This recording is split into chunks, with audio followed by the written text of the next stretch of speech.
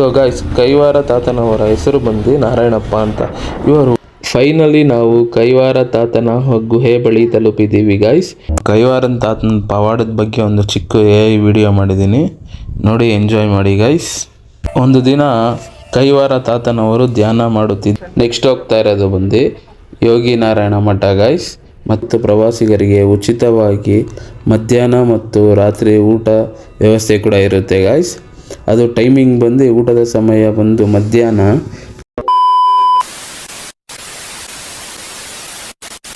Hello guys, ಇವತ್ತು ನಾವು ಹೋಗ್ತಿರೋದು ಒಬ್ಬ ಮಹಾನ್ ಜ್ಞಾನಿ ಅದ್ವೈತಿಕ ಗುರುಗಳಾದ ಕೈವಾರ ತಾತನವರ ಪುಣ್ಯಕ್ಷೇತ್ರಕ್ಕೆ. ಈ ಜಾಗ ಬೆಂಗಳೂರಿನಿಂದ ಸುಮಾರು 65 ಕಿಲೋಮೀಟರ್ ಇದೆ.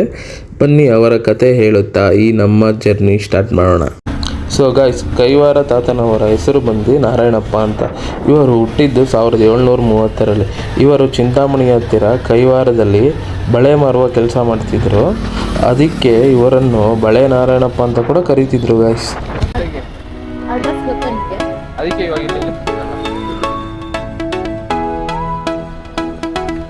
ಅದೇ ಇರಬೇಕು.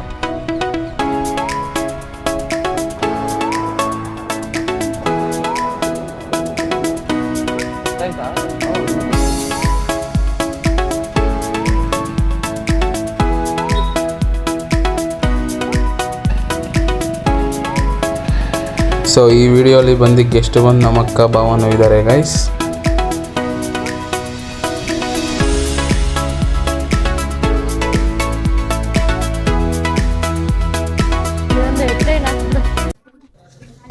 ಸೊ ಗಾಯ್ಸ್, ಅವರಿಗೆ ದೈಹಿಕ ಶಕ್ತಿಯ ಮೇಲೆ ತುಂಬ ಬಲವಿತ್ತು. ಅವರು ನಾರಾಯಣ ಸ್ವಾಮಿಯವರ ಭಕ್ತರಾಗಿದ್ದರು. ಅವರು ಸುಮಾರು 3 ವರ್ಷಗಳ ಕಾಲ ಗುಹೆಯಲ್ಲಿ ತಪಸ್ಸು ಮಾಡಿದರು. ಅಲ್ಲಿ ಅವರಿಗೆ ಸಿದ್ಧಿ ಸಿಕ್ಕಿತು. ಮುಂದೆ ಅವರು ಬರೆದ ಕಾಲಜ್ಞಾನಗಳು ಇವತ್ತಿಗೂ ತುಂಬ ಪ್ರಸಿದ್ಧವಾಗಿದೆ. ಆದರೆ ಅವರು ಹೇಳಿದ ಭವಿಷ್ಯವಾಣಿಗಳು ಇವತ್ತಿನ ಕಾಲದಲ್ಲಿ ಎಷ್ಟು ನಿಜವಾಗುತ್ತಿವೆ ಅನ್ನೋದು ಒಂದು ದೊಡ್ಡ ಅಚ್ಚರಿ ಗೈಸ್. ಫೈನಲಿ ನಾವು ಕೈವಾರ ತಾತನ ಗುಹೆ ಬಳಿ ತಲುಪಿದ್ದೀವಿ ಗೈಸ್. ನೋಡಿ ಇಲ್ಲಿನ ಪರಿಸರ ಎಷ್ಟು ಪಾಸಿಟಿವ್ ಆಗಿದೆ.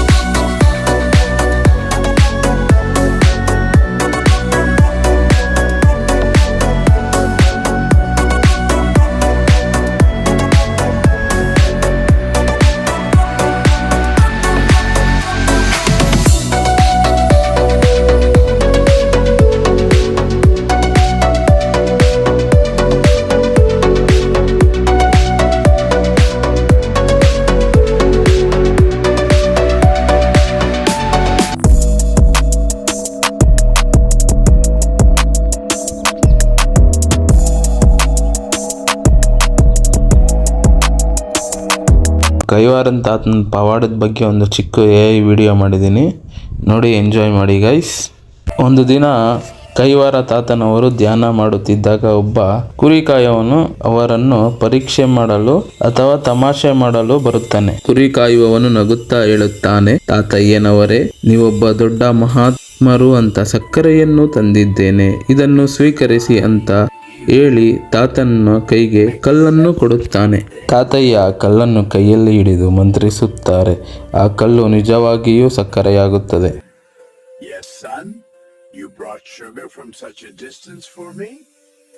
ಕುರಿ ಕಾಯುವವನು ಅದನ್ನು ತಿಂದು ನೋಡುತ್ತಾನೆ. ಅದು ಜೇನುತುಪ್ಪದಂತೆ ಸಿಹಿಯಾಗಿರುತ್ತದೆ. ಆಗ ಕುರಿ ಕಾಯುವವನು ತಾತಯ್ಯನವರೇ ಕಾಲಿಗೆ ಬಿದ್ದು, ಕ್ಷಮಿಸಿ ತಾತಯ್ಯನವರೇ, ನಾನು ನಿಮ್ಮನ್ನು ಪರೀಕ್ಷಿಸಲು ಕಲ್ಲನ್ನು ಕೊಟ್ಟೆ, ಆದರೆ ನಿಮ್ಮ ಪವಾಡದಿಂದ ಅದು ಸಕ್ಕರೆಯಾಯಿತು. ನೀವು ನಿಜವಾಗಿಯೂ ದೈವಾಂಶ ಸಂಭೂತರು ಅಂತಾನೆ. ಆಗ ತಾತಯ್ಯ, ಮಗನೇ, ನಂಬಿಕೆ ಇದ್ದರೆ ಕಲ್ಲು ಕೂಡ ದೇವರಾಗುತ್ತದೆ, ಸಕ್ಕರೆಯೂ ಆಗುತ್ತದೆ, ಎಲ್ಲವೂ ಆ ಪರಮಾತ್ಮನ ಇಚ್ಛೆ ಅನ್ನುತ್ತಾರೆ.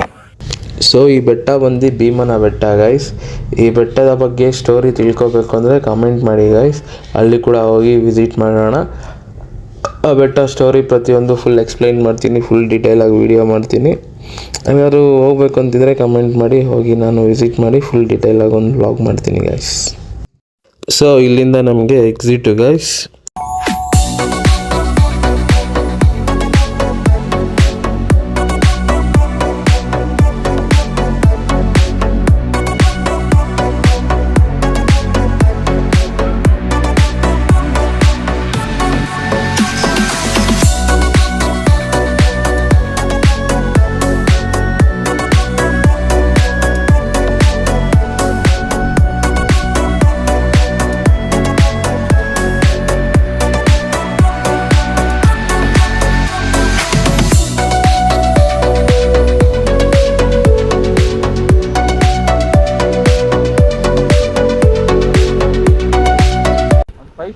ನೆಕ್ಸ್ಟ್ ಹೋಗ್ತಾ ಇರೋದು ಬಂದು ಯೋಗಿ ನಾರಾಯಣ ಮಠ ಗೈಸ್. ಮತ್ತು ಇವರು ಕೈವಾರ ತಾತ ಇದ್ದಾರಲ್ಲ, ಅವರು ಬಂದು ಕನ್ನಡ ಮತ್ತು ತೆಲುಗಿನ ಭಾಷೆಯಲ್ಲಿ ಅದ್ಭುತವಾಗಿ ಕೀರ್ತನೆಗಳು ಕೂಡ ಬರೆದಿರೋದು ಇದೆ ಗೈಸ್. ಸೊ ಈ ಕೈವಾರದ ಶ್ರೀ ಯೋಗಿ ನಾರಾಯಣ ಸ್ವಾಮಿ ಮಠ ಸ್ಥಾಪನೆಯಾಗಿ ಸುಮಾರು 100 ವರ್ಷಗಳಿಗಿಂತಲೂ ಹೆಚ್ಚು ಕಾಲವಾಗಿದೆ ಗೈಸ್. ಬನ್ನಿ ಗೈಸ್, ಒಳಗಡೆ ಹೇಗಿದೆ ಈ ಮಠ ಅಂತ ಫುಲ್ ಎಕ್ಸ್ಪ್ಲೋರ್ ಮಾಡೋಣ, ನೋಡೋಣ.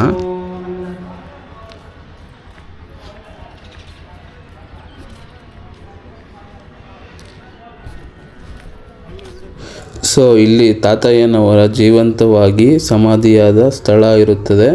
ಈ ಮಠದಲ್ಲಿ ಅತಿ ದೊಡ್ಡ ವಿಶೇಷತೆ ಅಂದರೆ ಇಲ್ಲಿ ಪ್ರತಿದಿನ ಬರುವ ಭಕ್ತರಿಗೆ ಮತ್ತು ಪ್ರವಾಸಿಗರಿಗೆ ಉಚಿತವಾಗಿ ಮಧ್ಯಾಹ್ನ ಮತ್ತು ರಾತ್ರಿ ಊಟ ವ್ಯವಸ್ಥೆ ಕೂಡ ಇರುತ್ತೆ ಗಾಯ್ಸ್. ಅದು ಟೈಮಿಂಗ್ ಬಂದು ಊಟದ ಸಮಯ ಬಂದು ಮಧ್ಯಾಹ್ನ 12:30ರಿಂದ 3:30 ತನಕ ಇರುತ್ತೆ. ಮತ್ತು ರಾತ್ರಿ ಬಂದು 7:30ಯಿಂದ 9 ಗಂಟೆ ತನಕನೂ ಇರುತ್ತೆ ಗಾಯ್ಸ್.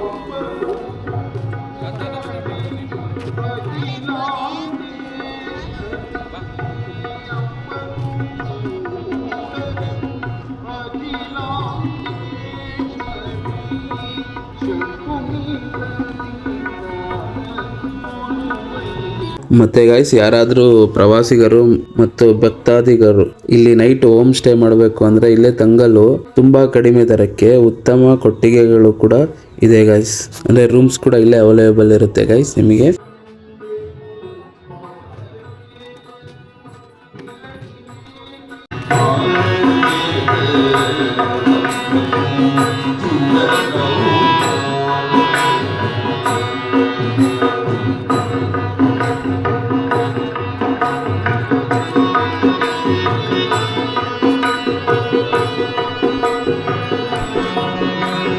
ನೋಡಿದ್ರಲ್ಲ ಫ್ರೆಂಡ್ಸ್, ಇದು ಕೈವಾರ ತಾತಯ್ಯನವರ ಪುಣ್ಯ ಭೂಮಿಯ ಸಣ್ಣ ಕತೆ.